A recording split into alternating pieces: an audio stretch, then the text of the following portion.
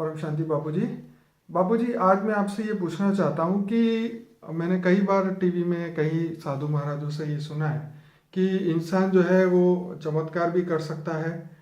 और एक बार ऐसा मैंने सुना था कि एक व्यक्ति ने साधु महाराज को पूछा कि क्या ये योग से मेरे पेट के अंदर जो स्टोन है वो ख़त्म हो सकता है।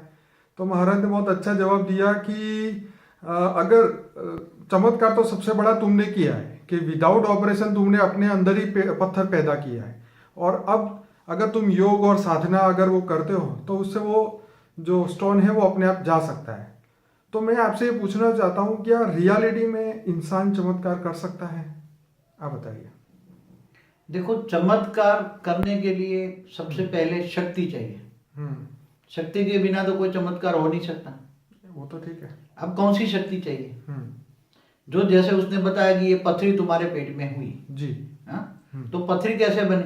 हम्म। जब वो कोई भी खाना खाता है या कोई भी Whatever. थूल चीज बनी ना, थूल पथरी, थूल चीज है ना। अब थूल चीज से पथरी को बाहर Stone. निकालना है, तो कैसे? इतनी बड़ी पथरी तो ऐसे निकलेगी नहीं। या तो उसको जैसे जैसे बनती गई ऐसे ऐसे तुम उसको छोटी छोटी करके टुकड़ा करके कर दो। मगर वो आत्मा की शक्ति है कि ऐसे तुम वो पथरी को बाहर निकाल सके या टुकड़ा, कोई भी चीज को तुम चमत्कार कर सको। ओवरऑल हम चमत्कार की बात करते हैं। हद की बात तो इसमें कर्म की थियरी लागू पड़ती है? जरूर। हर कोई आत्मा में बिना कोई स्टोन की बात नहीं हो रही, हम हर रूप की बात कर रहे हैं, हर चीज की। देखो, कर्म जो है जी, आज की थियरी में कर्म लोग मानते नहीं है। क्योंकि आज क्या है, लोग ज्यादातर ऐसा मानते हैं जो पाप कर रहा है वो आज ज्यादा सुखी है, और जो अच्छे लोग हैं, सीधे साधे हैं, जो पाप से डरते हैं वो बहुत दुखी है, उसको खाना भी नसीब नहीं हो रहा है। इसलिए लोग आजकल दुनिया में अब कर्म की थियरी धीरे धीरे भूल गए हैं। बिल्कुल। मगर एक्चुअली कर्म की थियरी कैसे काम करती है? कर्म तो किसी को छोड़ा नहीं, गीता में भी कहा है कर्मण्येवाधिकारस्ते मा फलेषु कदाचन। तो क्या हम ये मान सकते हैं कि किसी को कोई भी डिसीज होता है, चाहे स्टोन हो या कुछ भी हो, तो उसके कर्म के हिसाब से ही हुआ?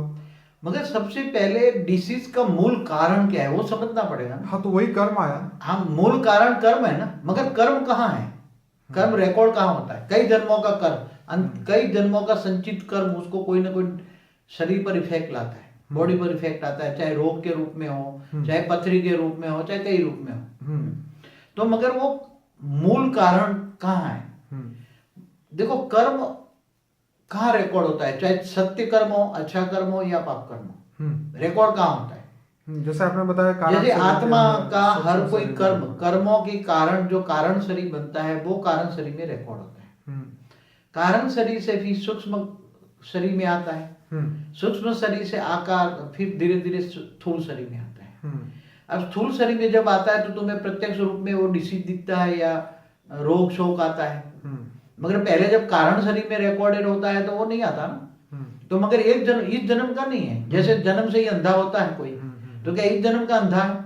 नहीं, जन्म के कर्म नहीं होंगे, पिछले जन्म से। मगर जो कर्म की थियरी नहीं मानते ना, एक बार मैं देख रहा साइंटिस्ट लोग आ गए हैं कि कर्म को नहीं मानता है। तो किसी ने एक को पूछा कि ये अंधा बच्चा पैदा हुआ, बचपन से ही अंधा है, तो क्या उसने कैसे कर्म किए कि बचपन से ही अंधा पैदा हुआ? तो कई जन्मों के संचित कर्म होते हैं, तो उसको जन्म से ही अच्छा या बुरा होता है जी। इसलिए कर्म की थियरी पहले माननी पड़ेगी। और अब रही चमत्कार की बात। चमत्कार कौन कर सकता है? चमत्कार करने के लिए आत्मा को शक्ति चाहिए। अब आत्मा की शक्ति, जैसे किसी को कोई गायब कर देता है या कोई भी चीज करता है। आज टीवी में चमत्कार बहुत आ रहे हैं, वो बड़े बड़े टीवी में। उसकी बात नहीं हो रही, नहीं, इसकी बात कर रहे हैं। हाँ, तो चमत्कार क्या होता है? चमत्कार किसको कहोगे तुम? जो साधारण आत्मा, साधारण मनुष्य आत्मा नहीं कर सकता काम, वो काम को वो कोई करके दिखाता है, उसको चमत्कार कहते हैं। वो बात सही है, लेकिन हम यहाँ पे इस बेस पे बात करना चाहते हैं कि हम अपने कर्मों को काटे तो वही जो डिसीज पैदा हुआ है वो खत्म हो जाए। डिसीज काटने के लिए तुम्हें कारण शरीर याद करना पड़ेगा, मूल कारण जहाँ है। अब तुम्हें मूल कारण जो है कारण शरीर याद करना पड़ेगा। मूल कारण है कारण शरीर, तुम्हारे कर्म। अब तुम्हें मूल कारण को चार्ज करना पड़ेगा, मूल कारण को पावर देकर विक्रम विनाश करना पड़ेगा। मूल कारण शरीर को चार्ज करना माना, उसके अंदर जो नेगेटिविटी भरी है उसको पॉजिटिविटी में परिवर्तन करना है। अब नेगेटिव को जलाकर भस्म करोगे तो तुम्हारे विकर्म विनाश हो जाएंगे ना। इसलिए भगवान कृष्ण ने गीता में क्या कहा था, तू मुझको देह और देह के सर्व संबंध भूलकर आत्मस्वरूप बन। तो आत्मस्वरूप बन, मुझ परमात्मा को याद कर, मैं तेरे सर्व विकर्म को विनाश कर लूंगा। तो विकर्म का विनाश कब होगा, कारण शरीर चार्ज कैसे होगा, उसके लिए परमात्मा को याद करना पड़ेगा। अब परमात्मा को तुम जानते नहीं, मानते नहीं, तुम गीता में कहा तुम भूतों को याद करोगे तो भूत जैसे मिल बनोगे। तो तुम एक्चुअली पावर चाहिए आत्मा को विकर्म विनाश करने के लिए। अब आत्मा किससे पावर मिलती है देखो तुम। अच्छा बाबूजी, बीच बीच में आपको इसलिए बीच में टोकूंगा कि कोई बोलता है कि अगर हम कोई गरीब को दान दे दिया, खाना खिला दिया, किसी के पास भूखे को रोटी खिला दी, किसी के पास चप्पल नहीं उसको चप्पल ले दिया, ये जो कर्म है इसका क्या कोई फायदा होता है? कोई कर्म का फायदा तो होता है ना। ओके। जैसे आपने किसी को भूखे को खाना खिला दिया, तो उसकी आत्मा की जो तृप्ति हुई, उसके मन के अंदर से जो आशीर्वाद निकला, तो वो तुम्हारी आत्मा पर रिएक्ट करेगा ना। ओके। उसके मन का आशीर्वाद तो तुम्हारी आत्मा पर रिएक्ट करेगा ना। बिल्कुल। तो उसका जो पॉजिटिव वाइब्रेशन है, आशीर्वाद देता है मन से, अंदर से, अंतर से। तो किसी को अच्छा सुख देते हो, किसी को भी कई रूप में सुख देते हो, ठीक है, तो उसके लोगों की दुआ तुम्हें लगती है, और दुआ तुम्हें आशीर्वाद के रूप में तुम्हें मिलता है, और तुम्हारा कर्मों के कारण शरीर में रिकॉर्ड होता है। तो वो कर्मों का अच्छे कर्म है तो अच्छा फल मिलता ही है, मगर रिकॉर्ड तो होता है ना। लेकिन बाबूजी इसी के अंदर जैसे श्रेष्ठ कर्म क्या है, देखो ताकि एक बात जल्दी मैंने एक पुरानी वीडियो में बताया था जी कि श्रेष्ठ कर्म किसको कहते हैं। जैसे श्रेष्ठ कर्म है, पहले तो ज्ञान दान महादान। कौन सा ज्ञान? स्पिरिचुअल नॉलेज, आत्मा परमात्मा का ज्ञान। बिल्कुल।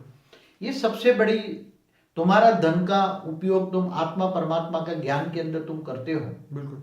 तो तुम्हें लोगों को जो आत्मा परमात्मा का ज्ञान मिलेगा, तो तुम लोगों की आत्मा की उन्नति करके आत्मा को मुक्ति, जीवन मुक्ति का जो वर्षा तुम देते हो, इससे कई आत्माओं का कल्याण होता है। तो इससे सबसे बड़ा फायदा है। तो सर्वश्रेष्ठ कर्म कौन सा है? मतलब ज्ञान दान महादान। ज्ञान दान महादान। फिर उससे भी सर्वश्रेष्ठ कर्म कौन सा है बताइए आप। सबसे बड़ी, जब जैसे आज दुनिया है, आज दुनिया दुखों से तलस रही है। बिल्कुल।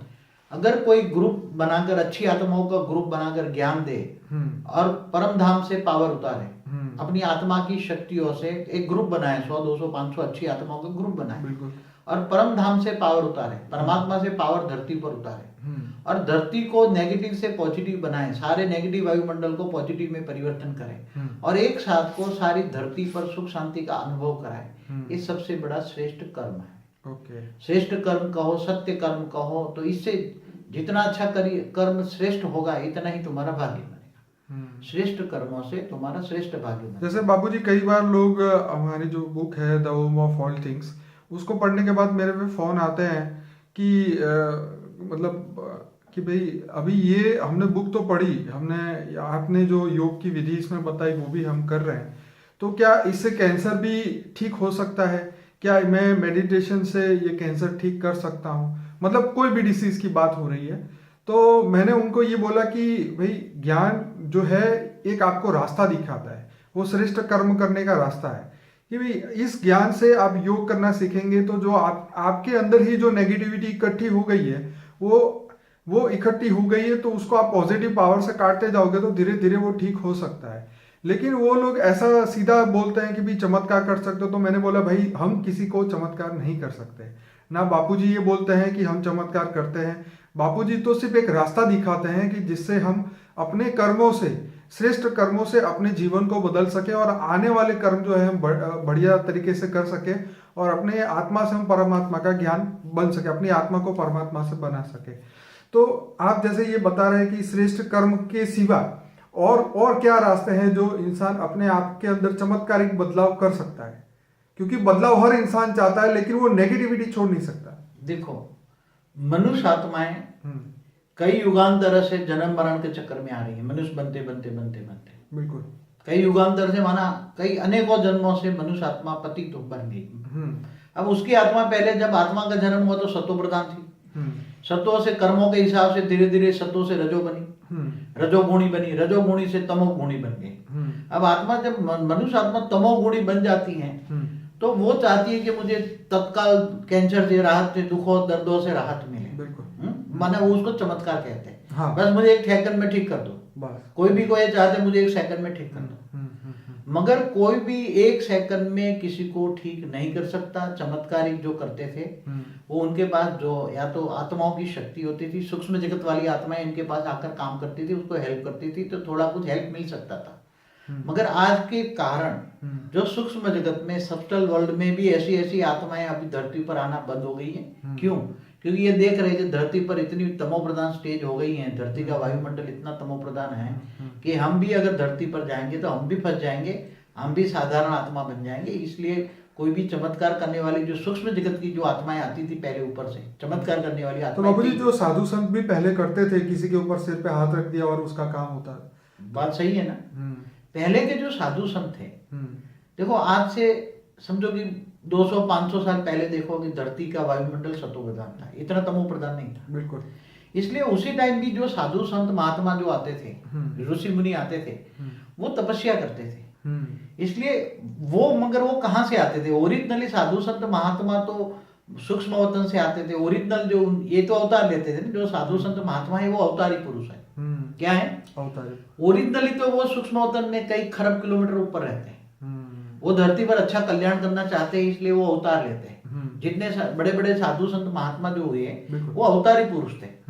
इनको हम अवतारी पुरुष कहेंगे। साधु संत महात्मा जो बड़े बड़े ऋषि मुनि जो है, तो उसका ओरिजिनली सूक्ष्म में, सूक्ष्म अवतन में उनका ओरिजिनल होता है। ओरिजिनल आत्मा उनकी सूक्ष्म अवतन में होती है। और जब ये अवतार लेके उनको दुनिया, उनका लक्ष्य होता है मैं लोगों को ठीक करूं, लोगों को सुख दूं, दुनिया का कल्याण करूं, ऐसा भावना लेकर धरती पर आते थे। मगर आज नेगेटिव वायुमंडल इतना हो गया है कि तुम्हारा जो कारण शरीर के ऊपर जो तुम्हारा जो प्राणमय शरीर है, वो प्राणमय शरीर में ही प्राण वायु जो है नेगेटिव हो गया है, तो तुम्हारे सेल ही डिस्चार्ज हो जाते हैं, तो कैंसर ही होगा ना। तुम नेगेटिव वायु श्वास में लोगे, कार्बन मोनोऑक्साइड, कार्बन डाइऑक्साइड लोगे तुम्हारे श्वास में, तो तुम्हें कैंसर ही होगा ना। फिर तो कोई बचा नहीं। अब वो सेल को तुम्हें चार्ज करना है, वो सेल कैंसर मिटाना है, तो तुम्हें आत्मा की शक्ति चाहिए। वो सेल को पॉजिटिव में परिवर्तन करना पड़े। डिस्चार्ज हुआ है उसको चार्ज करो। तो बाबूजी जिस हिसाब से इस दुनिया की हालत हो रही है, इतना पॉल्यूशन बढ़ रहा है, हवा, पानी, जल में, हर चीज में, तो इंसान जिएगा कैसे? मैंने कई बार, मेरी एक पहले भी टीवी में दिखा था, चैनलों में, कि जब खाने जैसा अन्न नहीं है, पीने जैसा पानी नहीं है, हवा में प्राणवायु नहीं है, तो मनुष्य आत्मा धीरे धीरे धीरे धीरे आज देखो सड़ते जा रहे हैं, मरते जा रहे हैं, हॉस्पिटलें बढ़ती जा रही है। पहले इतनी हॉस्पिटल नहीं थी, आज से 50 साल 100 साल पहले। पॉपुलेशन भी नहीं थी। पॉपुलेशन भी बढ़ती जा रही है, तो पॉपुलेशन के साथ साथ बहुत लोगों का दुख दर्द बढ़ता जा रहा है। इसका कारण क्या है? दुख दर्द बढ़ने का कारण लोग नहीं सोचते ना। जब तक तुम्हें दुख दर्द बढ़ने का कारण ही नहीं पता है, तो निवारण कैसे करो? कोई भी चीज का कारण पता होना चाहिए ना। तो आत्मा तमो प्रधान बन गई। आत्मा तमो प्रधान क्यों बनी? वाइब्रेशन, नेगेटिव सोच, नेगेटिव संकल्प। अब सारी दुनिया की नेगेटिव वाइब्रेशन सोचो। आज इतनी नेगेटिव चैनलें चल रही है, तो वाइब्रेशन तो नेगेटिव गंदे करेंगे नहीं। इतनी टीवी चलेगी, नेगेटिव करेंगे। तो हो ही रहा है। ऊपर से सैटेलाइट से आ रहा है, तो सैटेलाइट से होकर जो संकल्प, जो टीवी चैनलों में जो आ रहे हैं, नेगेटिविटी जो आ रही है, तो वाइब्रेशन में, वायुमंडल में वाइब्रेशन तो होंगे उसके। टीवी चैनल हो गया, नेगेटिव सोच के, नेगेटिव फोन के, सब। पर आजकल के लोग अब अपने बच्चों को, छोटे छोटे बच्चों को पिक्चर दिखाने ले जाते हैं 2-2, 4-4 घंटा, और इतने फालतू की मूवी दिखाते हैं उनको एंटरटेन करने के लिए, और फिर उनके अंदर ही इतने नेगेटिव वाइब्रेशंस बोलो या नेगेटिव थॉट्स इतने क्रिएट हो जाते हैं, वो छोटे छोटे बच्चे ही सुसाइड करने लग जाते हैं, या उनके अंदर बहुत सारी नेगेटिविटी आ जाती है। तो वायुमंडल इतना खराब हो चुका है, और क्या करे इंसान?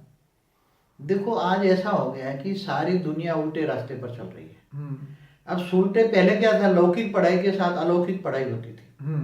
इसलिए आत्मा लौकिक के साथ साथ जब अलौकिक पढ़ाई करती थी, तो अलौकिक पढ़ाई के कारण आत्मा कर्मों की थियरी समझती थी, इसलिए विकर्म नहीं करती थी, दुख दर्द लोगों को नहीं देती थी। आज तो इंसान पैदा होते ही, बच्चा पैदा होते ही नेगेटिव सोच आ गई, क्योंकि वो श्वास तो लेता है ना, तो श्वास में ही नेगेटिविटी है, तो उसका जो प्राणमय शरीर है, सूक्ष्म शरीर, प्राणमय शरीर है, वो नेगेटिव हो जाएगा, नेगेटिव सोच आएगी। फिर वायुमंडल ऐसा मिलता है, माँ बाप ही नेगेटिव है, तो बच्चों को क्या देंगे? जैसे बाबूजी मैं छोटा था, तो आपने मेरे को बोला था कि आपके जो फादर, मतलब मेरे दादा, तो वो बताते थे अगर आपने किसी का भी 10 रुपया भी ले लिया उधार और वापस नहीं किया, तो तुम्हें बैल बन के खेत में काम करना पड़ेगा उसके। हाँ तो वो बताते थे ना, जैसे मेरे पिताजी भगत थे, पूरे गांव में भगत कहते थे, तो कभी किसी का 1 रुपया उधार नहीं लेते थे, तो ब्याज के समुद्र दे देते थे। ऐसी तरह मेरे भी दादा भगत थे, गांव में परिवार फेमस था, भगत परिवार। तो कर्मों की गुरी गति का रात तो बचपन से ही बच्चों को देते थे कि तुम्हें जो इसको अच्छा बोलो, पैर छुओ, पैर छूने से भी अच्छे तुम्हें पॉजिटिव मिलेगा। बड़े बड़े बुजुर्गों की इज्जत करो, घर में अच्छे वाइब्रेशन होते थे। मगर आज क्या है कि बड़े बुजुर्गों की कोई इज्जत नहीं करते। आज परिवारों में सुख शांति नहीं है। आज एक दूसरे को छाया भी नहीं लेते एक दूसरे की। आप विदेशों में देखो, कुत्ते पालते हैं मगर इंसान को प्यार नहीं करते। आप अमेरिका यूरोप में जाओ तो 2-4 कुत्ते को प्यार करेंगे, कुत्ते का मुंह चूमेंगे। सही बात है। कुत्ते का मुंह चूम लेंगे मगर इंसान को प्यार नहीं करेंगे।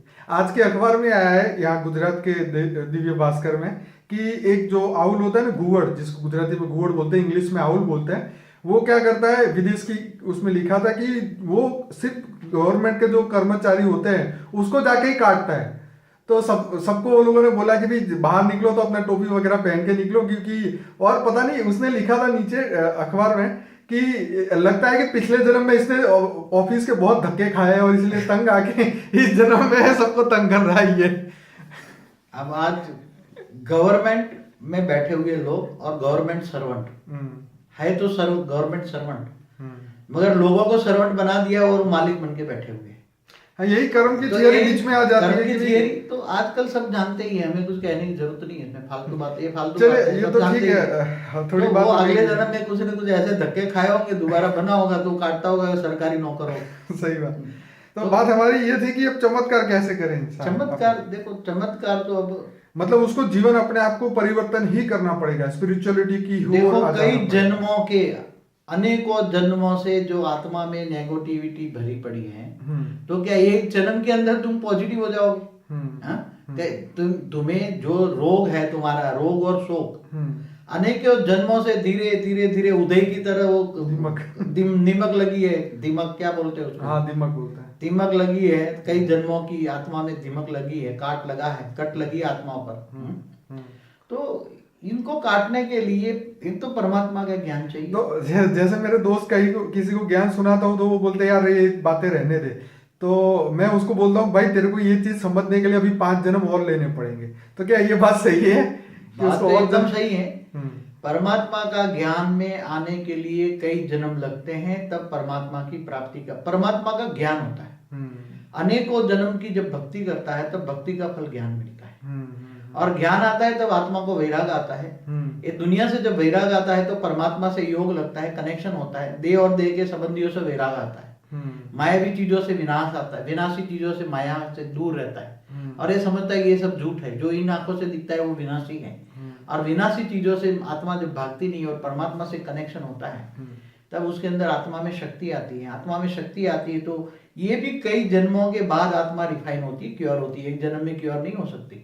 एक जन्म में आत्मा क्योर नहीं, क्योंकि अनेकों जन्मों की, कई युगांतर से। आप देखना कई ऋषि मुनि तो कई युगांतर से तपस्या करते हैं, उनको तो 4 युगों का पता ही नहीं। अरे सतयुग में बैठा होगा, अरे कलयुग आ गया, देखेंगे आंख खोल के, तब वो जानते हैं कि अगर इस माया में हम फंस गए तो हमारे दोबारा कई जन्म लेना पड़ेगा। फिर 84 जन्म, लाखों, मतलब लाखों के लाखों साल वो तपस्या करते थे सिर्फ। वो अपने कई जन्मों का विकर्म विनाश करने के लिए, पाप से बचने के लिए हजारों। तो मतलब ये है कि चमत्कार अगर आपको लाइफ में करना है तो आपको भी शुरू आज से ही करना पड़ेगा, योग, तपस्या, ध्यान।